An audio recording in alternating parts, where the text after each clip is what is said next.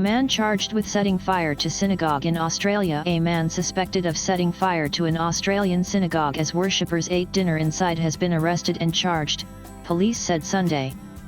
The 34-year-old allegedly set the front door of a busy Melbourne synagogue ablaze on Friday night as around 20 people ate dinner in observance of Shabbat, the Jewish day of rest. The attack has drawn strong condemnation from the prime ministers of both Australia and Israel. Victoria State Police charged the man with a string of offences, including reckless conduct endangering life. Detectives will continue to examine the intent and ideology of the person charged to determine if the incident is in fact terrorism, police said in a statement. The worshippers escaped unscathed through the back of the synagogue before firefighters doused the blaze.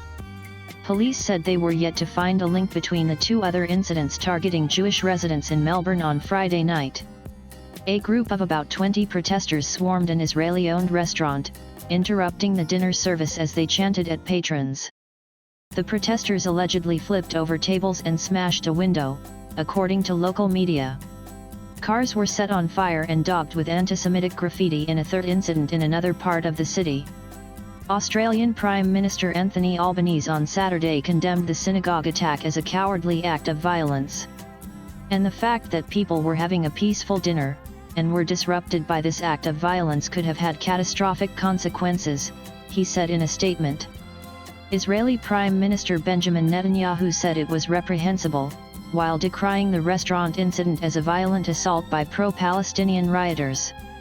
We demand that the Australian government take all action to deal with the rioters to the fullest extent of the law and prevent similar attacks in the future, he said.